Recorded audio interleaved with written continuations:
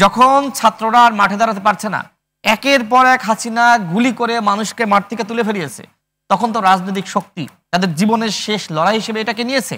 নিশ্চয়ই আপনি হাইকোর্টের সামনে সেই ঘটনা ভুলে যাননি। ঢাকা বিশ্ববিদ্যালয়ের শিক্ষকরা এসেছিল এবং একই সাথে আপনার হাইকোর্ট থেকে আইনজীবীরা গিয়েছিল। সেখানে কতিপয় ছাত্র নেতা ছিল, তার মধ্যে ছাত্র অধিকার পরিষদের সভাপতি বিনিয়ামিন মোল্লা ছিল। সেখানে ওই রকম মুখ পরিচিত সমন্বয়ক রনি ভাই একজনে ছিল। তার মানে কি, নতুন ভাবে আন্দোলনটা শুরু করার জন্য ওই যে আইনজীবী ফোরামের, জাতীয়তাবাদী আইনজীবী ফোরামের তারা এসেছে এবং ঢাকা বিশ্ববিদ্যালয়ের বিএনপিপন্থী শিক্ষকরা এসেছে। এটাও কিন্তু একটা পরিকল্পনার অংশ ছিল। এখন এইগুলো তো অনেকে জানে না। এখন সর্বত্র বলা হচ্ছে রাজনৈতিক দলগুলোর কোনো অবদান নাই, 53 বছরে কিছু করতে পারে নাই। রনি ভাই খুব চমৎকার কথা বলেছেন যে সরকার কি তাহলে বিরাজনীতিকরণ করার কোনো প্রজেক্ট হাতে নিয়েছে? সেটা নিয়ে কিন্তু একটি সন্দেহ সংশয় কিন্তু রয়েছে। আমরা বারবার বলছি, দেখেন, নির্বাচন তো আমরা কেউ চাই না। নির্বাচন দিয়ে কি রাষ্ট্রের পরিবর্তন হবে? হাসিনা পরিবর্তন করতে পেরেছে?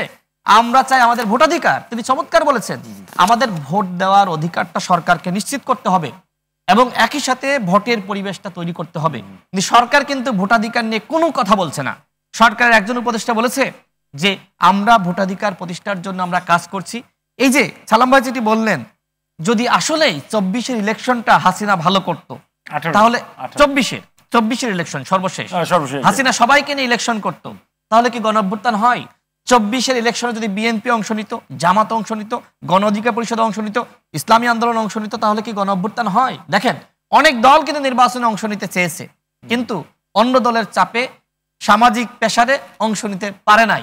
অনেক দল চেয়েছে যে হাসিনার পতন হয়তো হবে না এবং বিভিন্ন চাপে কিন্তু তারা অংশ নেয়নি।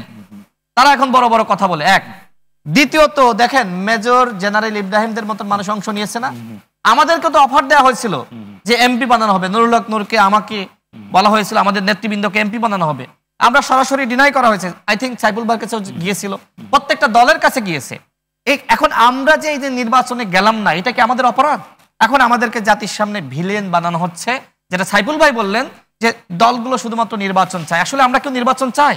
আমরা তো কেউ নির্বাচন চাই না। আমরা চাই ভোটাধিকার। আমরা চাই ভোট দেওয়ার একটি পরিবেশ তৈরি করতে হবে। ভোটাধিকার মানে আমরা, হ্যাঁ, সাইফুল ভাই যেটি বললেন, হ্যাঁ, নির্বাচন তো হাসিনাও দিয়েছে, ওই নির্বাচন তো চায় না। আমরা বলছি একটি অবাধ সুষ্ঠু নিরপেক্ষ নির্বাচন চাই, শুধু নির্বাচন চাই না। আমরা কোনো নির্বাচন চাই না, আমরা চাই ভোট দেওয়ার অধিকার। সেই অধিকার এই সরকার যদি প্রতিষ্ঠা করতে পারে, তাহলে সরকারের যত অপরাধ, সরকারের যত অপকর্ম, এই সরকার যে অপকর্ম করছে না, অপরাধ করছে না, সেটি কিন্তু নয়। এই সরকারের উপদেষ্টারা বিভিন্ন জন দুর্নীতির সাথে জড়িত হচ্ছে। এই সরকারের উপদেষ্টারা আওয়ামী লীগের পেতাত্তা সচিবদেরকে নিয়োগ দিয়েছে না? আওয়ামী লীগের আমলে যে সকল ডিসি এসপিরা যারা অপরাধ করেছে তাদেরকে পুনর্বাসন এই সরকার করেছে না? ইসলামী আন্দোলন বাংলাদেশ খুব চমৎকার কথা বলে, ভালো ভালো কথা বলে, কিন্তু এই বিষয়গুলো নিয়ে তারা কথা বলছে না।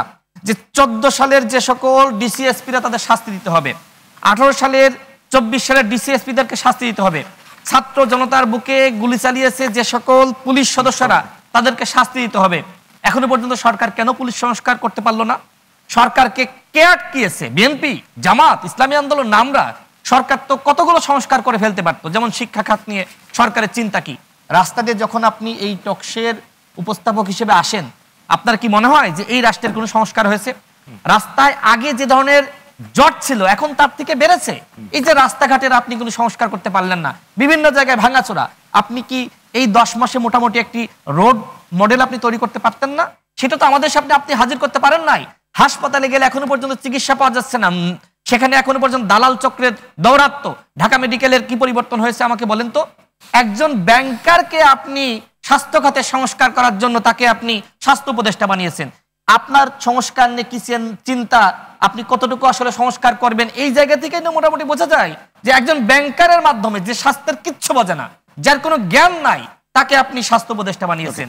এরপরে অনেকগুলো উপদেষ্টা, কৃষি নিয়ে যার কোনো জ্ঞান নাই, একজন ব্রিগেডিয়ারকে আপনি স্বরাষ্ট্র উপদেষ্টা বানিয়েছেন। খুব ভালো কথা।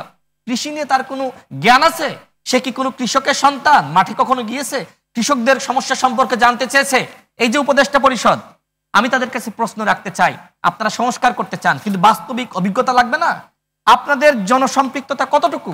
একজন কৃষকের কাছে, শ্রমিকের কাছে, রিক্সা চালক, ভ্যান চালক, তারা কি ভাবছে? যাদের হাতে মোবাইল নাই, আমরা তো মনে করি ফেসবুকে কি কমেন্ট আসছে ওইটাই মানে দুনিয়া। কিন্তু আমি তো গ্রামে গিয়েছি, আমি তো প্রত্যন্ত অঞ্চলে গিয়েছি, আমি তো ধান খেতে গিয়েছি, পাট খেতে গিয়েছি, যে কৃষকরা কি চাই, কি ভাবছে।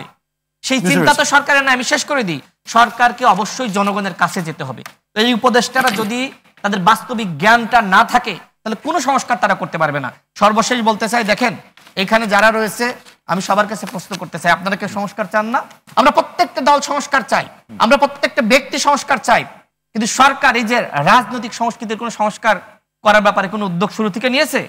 কোনো উদ্যোগ তো নেয়নি। এদেশের সব থেকে বড় সমস্যা রাজনীতিবিদ এবং রাজনৈতিক সংস্কৃতি। দেখেন রাজনীতিবিদরা দুর্নীতি করবে না, রাজনীতিবিদরা চাঁদাবাজি করবে না, রাজনীতিবিদরা সৎ হবে, দেশপ্রেমিক হবে, সেই সংস্কারে সরকার কোনো পদক্ষেপ নিয়েছে?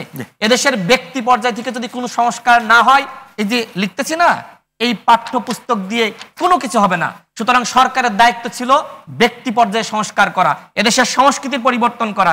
এই ব্যাপারে সরকারের কোনো মনোযোগ নাই।